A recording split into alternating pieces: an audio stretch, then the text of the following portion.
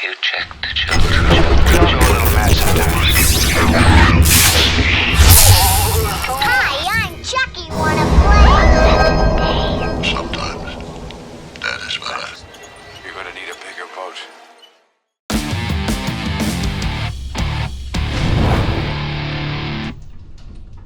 Long days and pleasant nights, fellow travelers, along the path of the beam. I am known on this level of the tower as Jaime and Fuego, and if it please you, join me here for a bit of palaver on Hail to Stephen King. That's Reezy, y'all. Over 270 episodes in now, and obviously, Bevenidos, and welcome to the horror show. And yes, this is going to be an interesting little dissection of sorts, because I have been a fan of not just podcasts, but specifically audio dramas for decades at this particular point. I still very distinctively remember back in the early 90s as a kid when Star Wars was just starting to have that resurgence with the Thrawn trilogy, and they also did like Shadows of the Empire and stuff like that. And that was one of my first introductions into just not somebody reading a book, but a full dramatization with like a extensive cast and sound effects and score and all this sort of coolness. And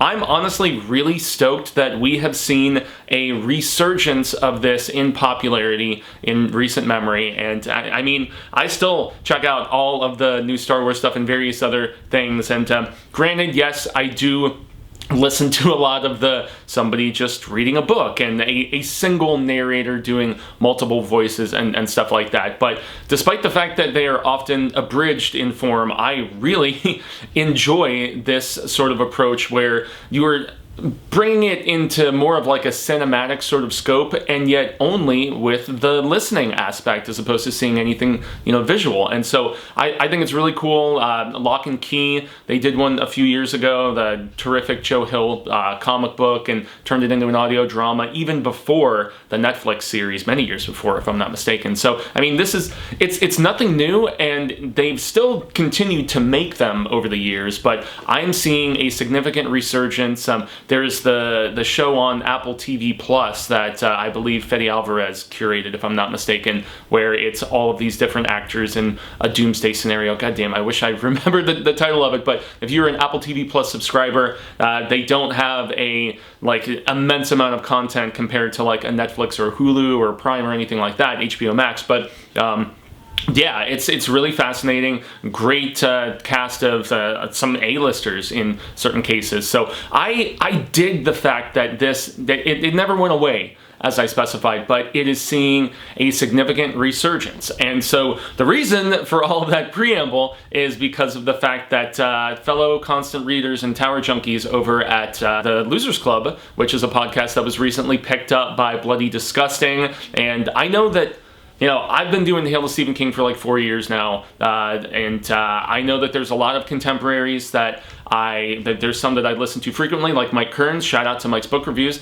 and then there's others that I check out a bit here and there. The Losers Club is one, Kingcast, obviously, based on just the high-profile guests that they often have on there. That one I typically jump on depending on who the guest is. I remember the Elijah Wood one was really good, and they have that kind of direct path compared to a lowlier or little YouTuber like me. I saw the extent of my prominence, I guess, during the King-assance, as we like to call it, in 2017 when I was doing all the Dark Tower coverage and it came out and so on. And so yeah, it's really interesting for me to see other CR's perspectives and their creativity coming to light. And that is totally what we have on hand with an unofficial third season of Castle Rock. Now, similar to the Losers Club, I was relatively critical of this show. Ironically enough, I think they preferred the first season to the second season, which if you listen to this unofficial third season that is being presented in 3 acts, I just listened to the first and the second one, and I'm going to just give some overall thoughts and stuff, but there is a third installment that is upcoming. But I kind of preferred the second season, but that's more so than anything else because of Lizzie Kaplan's performance as a young Annie Wilkes. She was tremendous. The first season had intriguing aspects. I liked Skarsgård in that role and the mystery surrounding him. Jane Levy was great for what they gave her, and also, oh goodness, I'm trying to remember the name of the actor who played the returning sheriff in a different situation, and also oh boy, there was the Red Queen episode. God damn, just exploring the dementia. There were interesting ideas to that show, but really in a lot of ways it just felt kind of incohesive, and I've gone on record in reviews on this channel before saying that there was a lot of interesting ideas that didn't necessarily cohesively correlate, and so that's something to keep in mind. But I did enjoy bits of it, and I did want a third season, because even though they had initially been very outspoken that it was going to be like an American Horror Story sort of situation where each bit stood on its own as its individual thing, well, they did what American Horror Story eventually did, where there was a slight, just intriguing interconnectivity, and that was revealed in the later episodes of the second season specifically. So I don't know. I own both on DVD, despite being a a Hulu subscriber for years and years at this point, and but nonetheless, so an unofficial third season of Castle Rock, presented by none other than the Losers Club podcast, part of the Bloody Disgusting podcast network. And so I enjoyed it. I did. I wasn't over the moon for it, but then again, I wasn't over the moon for the series. And that's because a deliberate similarity between this third season and between the first two on Hulu was the fact that it was very much like an overstuffed the turkey of Easter eggs and King references and stuff like that. And so I think it's very cool that you can just have all of those nods, but similar to what we kind of had on the Castle Rock series, and yet I know it's an unofficial third season, and they're maintaining the spirit, it is a little like bludgeoning you over the head, so to speak, with all of those references, although I greatly, there were some I appreciated more so than others, and yet I was down with this narrative, guys. I really, truly was. So without getting into super spoileriness, because I want you guys to go over and support them and give it a listen anywhere you can find a podcast, whether it's Stitcher, whether it's Apple Podcasts or Podcast One or Amazon Audible, whatever the hell, however you digest this sort of stuff. I definitely recommend it, especially if you're a constant reader, especially if you are a King fan, that you will have a lot of fun catching all of these references, because first and foremost, at the very beginning, that we're not Keystone, we are on a different level of the tower, so to speak, because you have a detective by the name of Bill.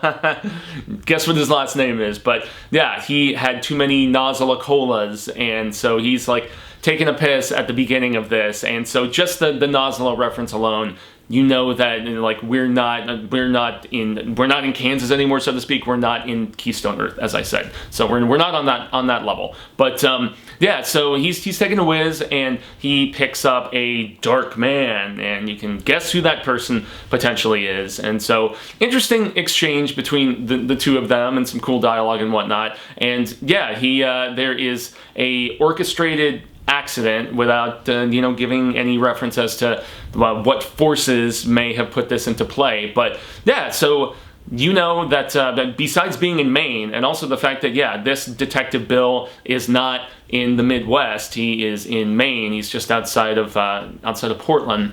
And so, the Dark Man is making his way to Castle Rock, and we also have a reference to Jerusalem's Lot. So yeah, we are playing in that playground of Reference City, as I mentioned, and yet still, it's intriguing with where he is trying to get to Castle Rock. We have never had old RF in Castle Rock before, and what sort of craziness that he could bring, So that's an intriguing element from the first installment, and then we meet up with a Johnny Smith Jr. at the Mellow Tiger, and one of the coolest things that this originally done, just teleplay, audio drama, podcast, whatever scripted podcast, I think is the term that's really coming out a lot right now. But one of my favorite bits is the fact that they bring back Jackie Torrance, and she was one of my favorite characters. Jane Levy killed it in that particular role, and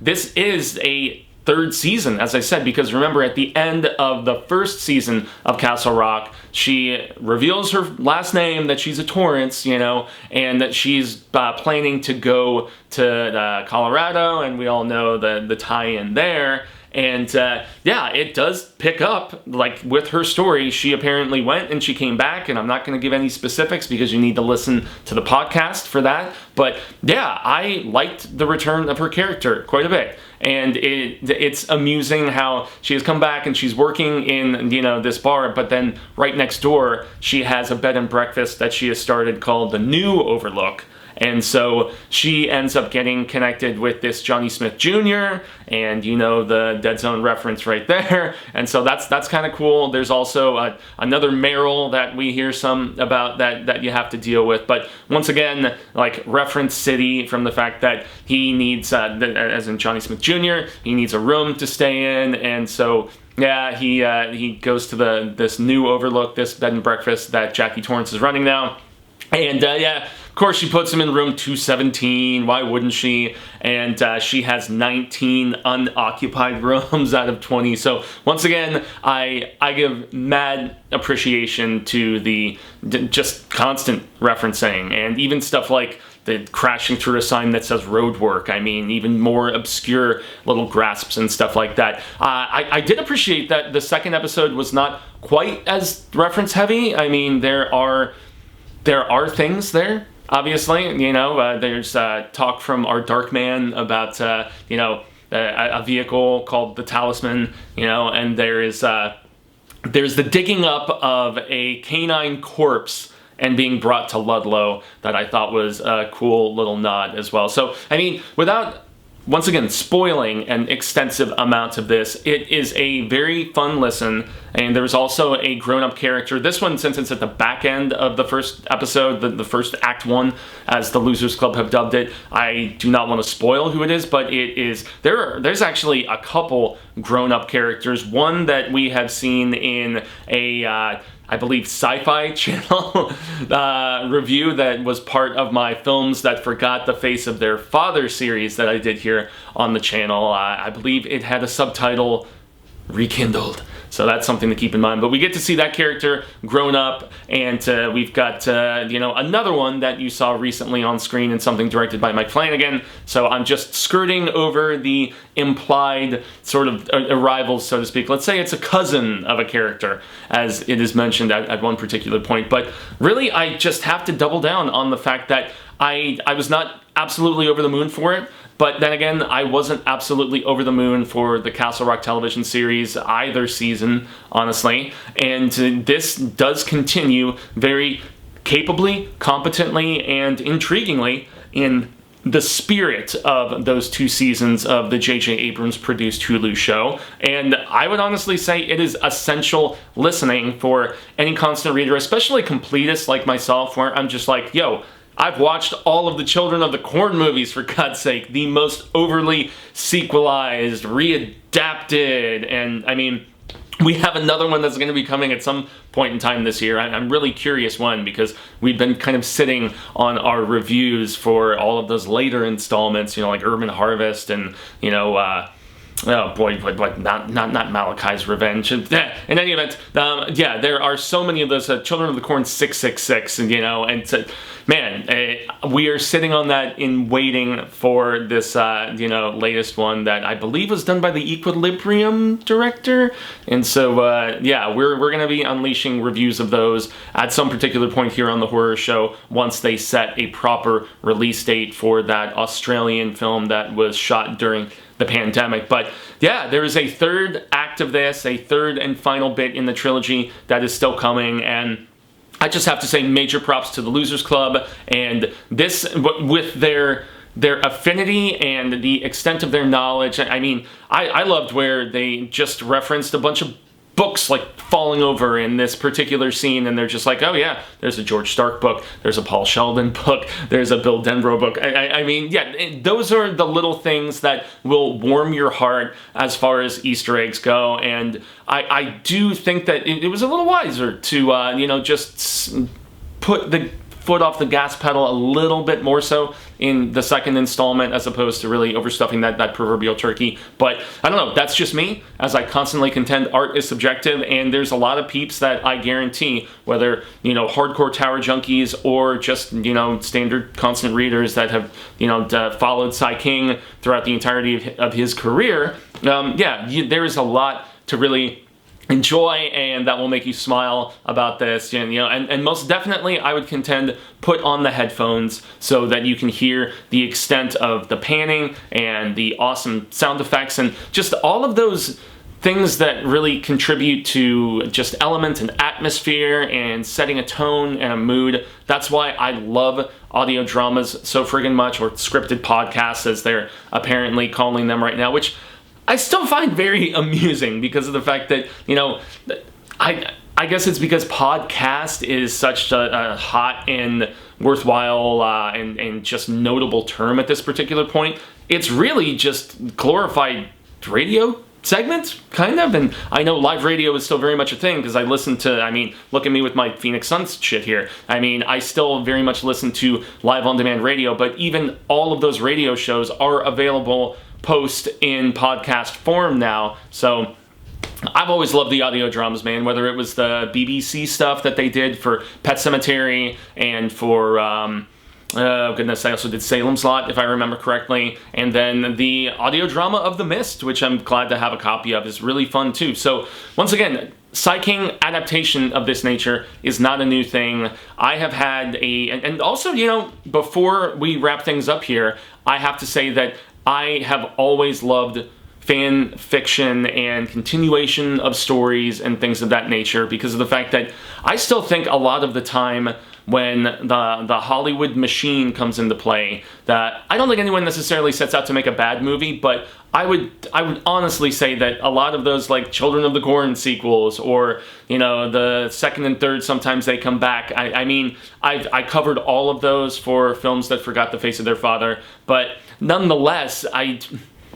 don't always think that there were really passionate, constant readers, like hardcore King fans, involved in the making and especially the writing of these films. It's like, okay, let's go for a recognizable IP. Let's go for something that is in the public consciousness, so to speak. It's a part of pop culture, so we're gonna go for the easy as opposed to what fans really want. Like, that's why we still haven't seen Doohickey. That's why we still haven't seen Revival, despite the efforts of Flanagan and Josh Boone. There's a reason for that, and so I'm glad, and honestly just beyond glad. Why am I using such a kind of minute term when I'm overjoyed that stuff like this third season of Castle Rock exists, and even to a visual stance. Like, I am incredibly appreciative of the fact that we have seen this resurgence in fan films, so to speak. We're making one here at the Horror Show right now. It's called Dylan's New Nightmare. If y'all aren't,